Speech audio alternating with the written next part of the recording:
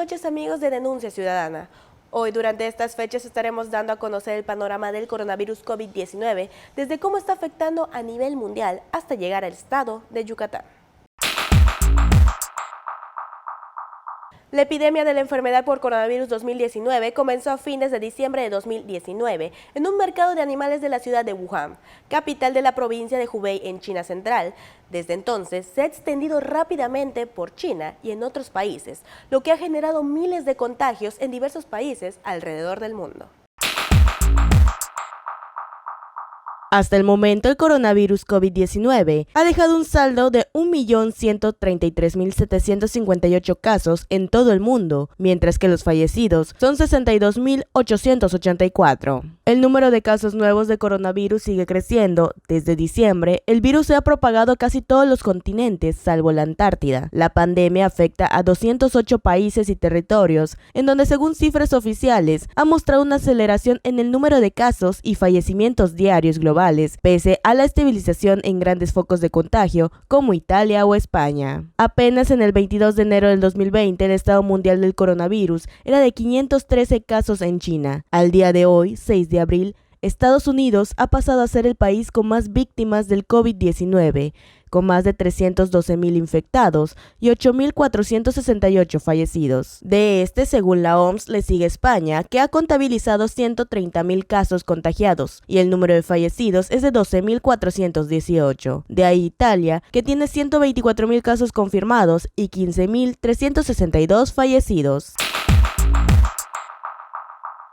Una de las preocupaciones que tiene la gente es qué grado de mortalidad tiene. Según los últimos datos de la OMS, el índice de letalidad del nuevo coronavirus entre los contagios se sitúa entre el 2 y el 4% en Wuhan, mientras que fuera del área de esta ciudad se reduce en un 0.7%. Sin embargo, los investigadores consideran que aún es demasiado pronto para calcular con precisión su letalidad, en parte debido a que los casos leves no son diagnosticados y no se registran, además de que en ocasiones la enfermedad cursa de manera asintomática. Esto haría que la cifra se redujera significativamente. Otra de las dudas frecuentes es cómo se propaga. El virus se propaga principalmente de persona a persona, sobre todo mediante gotículas respiratorias, que se producen cuando una persona infectada tose o estornuda. Estas gotitas pueden llegar a la boca o la nariz de las personas que se encuentran cerca y posiblemente entrar a los pulmones al respirar. Las gotas con el virus también se pueden depositar en diferentes superficies y objetos, que al tocarlos se pueden incorporar a las manos, lo que es potencialmente infeccioso si la persona luego con esa misma mano se toca la boca, la nariz y posiblemente los ojos. La Organización Mundial de la Salud indica que el riesgo de contraer la COVID-19 de alguien que no presiente ningún síntoma es muy bajo, aunque advierte de que muchas personas que contraen la enfermedad solo presentan síntomas totalmente leves. Esto, dice, es particularmente cierto en las primeras etapas de la enfermedad y por lo tanto es posible contagiarse de alguien que, por ejemplo, solamente tenga una tos leve y no se sienta enfermo. Asimismo, una vez superada la enfermedad, se inicia la fase de excreción del virus, cuya duración media es de 20 días. Un trabajo publicado recientemente sugiere que la excreción prolongada indica que los pacientes todavía pueden ser capaces de propagar el COVID-19 en esta fase. Además, el coronavirus fue detectable hasta el final en las personas fallecidas. Con todo esto te preguntarás si es muy contagioso. Parece que el COVID-19 puede transmitirse con bastante facilidad. De momento, la OMS estima que la tasa de contagio del virus es de 1.4 a 2.5, aunque otras estimaciones hablan de un rango de entre 2 y 3. Esto quiere decir que cada persona infectada puede a su vez infectar a entre 2 y 3 personas. Para controlar una epidemia, la RO necesita disminuir debajo de 1. Asimismo, para prevenirlo, los consejos divulgados por las autoridades sanitarias para evitar el contagio son lavarse las manos de manera frecuente y usar pañuelos o el codo para cubrirse la nariz y boca cuando se tose o estornuda. En cuanto al uso de mascarillas, no son imprescindibles, a no ser que se esté infectado o se esté en contacto directo con los pacientes que portan el virus. En caso de tener síntomas, las autoridades recomiendan llamar a los sanitarios para que en el caso de estar infectado no se propague el virus en los hospitales o se colapsen los servicios sanitarios. Continuando con este programa especial sobre el coronavirus COVID-19, muchos preguntan cuáles son sus síntomas, ya que muchos se confunden entre una gripe común, influenza o hasta la misma alergia. Con la llegada del coronavirus COVID-19 a México, muchos se preguntan por las diferencias y semejanzas entre este patógeno y otro viejo conocido y habitual de estas fechas, el virus de la gripe o el catarro. ¿Qué cosas tienen en común y qué tanto pueden diferenciarse? Muchos de los síntomas de ambas infecciones son similares. Sin embargo, el coronavirus tiende a presentarse con fiebre, tos seca, dificultad respiratoria, dolores musculares, cansancio o abatimiento. Menos frecuente, expectoración, dolor de cabeza, tos con sangre o diarrea.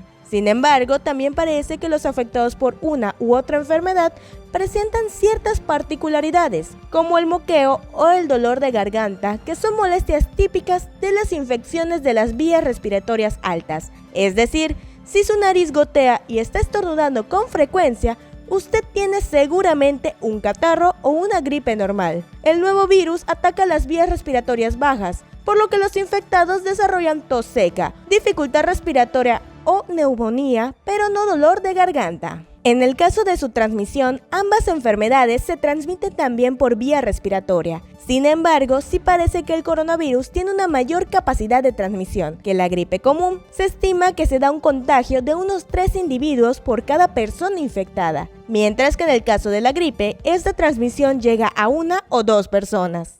Eso es lo primero que tenemos que hacer, distinguir las sutilezas que hay entre un cuadro habitual y este cuadro, un cuadro mucho más grave, más complicado, con más tos, con más fiebre, etc.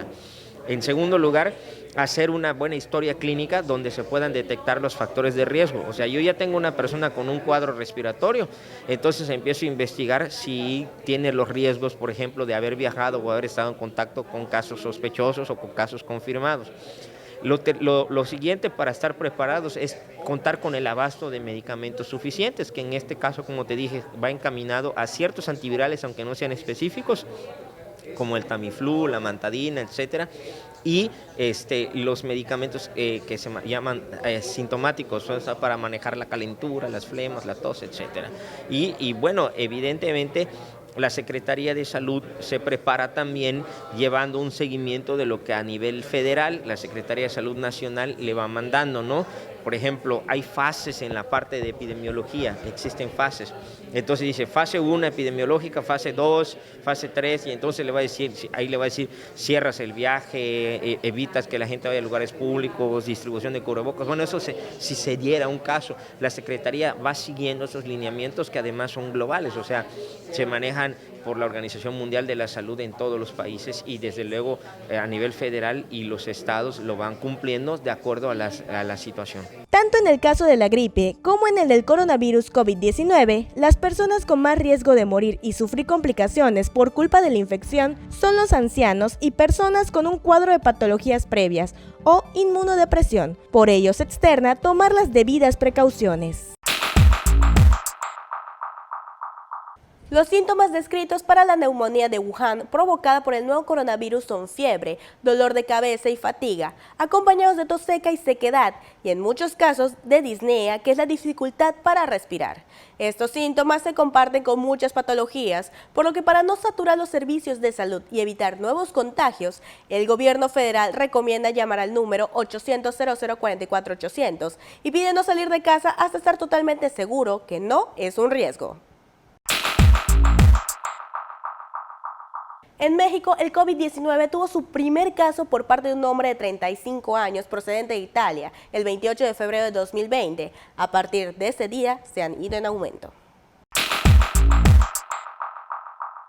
Hasta el día de hoy, los casos de coronavirus COVID-19 sumaron 2.143 en el país. La Secretaría de Salud informó que en 2 o 3 semanas, México podría entrar a la fase 3 de la pandemia de coronavirus, que hasta este momento suma 94 decesos. La barrera de los 100 casos se rompió en 20 días de que fuera detectado el primer caso positivo de COVID-19 en México, reportado por la Secretaría de Salud el pasado 28 de febrero. Además de los decesos y casos confirmados, suman 5.209 bajo sospecha y los que ya fueron descartados, 10.682.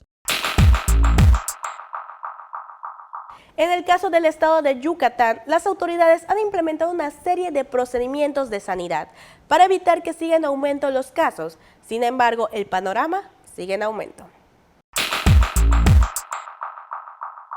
Hasta el momento, la Secretaría de Salud del Estado de Yucatán ha reportado que desde que inició la contingencia y hasta el corte de este programa, se detectaron en Yucatán 396 casos sospechosos, de los cuales 68 han dado positivo, 69 continúan en estudio, 259 han sido negativos y lamentablemente se registraron las primeras 2 defunciones en el estado. De los casos confirmados, 45 ya se recuperaron, no presentan síntomas ni pueden contagiar. 12 están estables, aislados, monitoreados constantemente por personal médico de la Secretaría de Salud de Yucatán, presentando síntomas leves. 9 de estos confirmados están hospitalizados y en aislamiento total. Cabe recordar que las pacientes yucatecas contagiadas y diagnosticadas en Canadá y en Perú continúan hospitalizadas. Estos 2 casos no se incluyen en las cifras oficiales. El coronavirus COVID-19 es una enfermedad que poco a poco sigue afectando a la población. Sin embargo, no es tarea solo de las autoridades, sino de nosotros mismos. Haz caso a las recomendaciones aquí presentadas y evita que esta enfermedad siga propagándose. Mi nombre es Ana Luz Irigoyen y esto fue Denuncia Ciudadana. Muy buenas noches.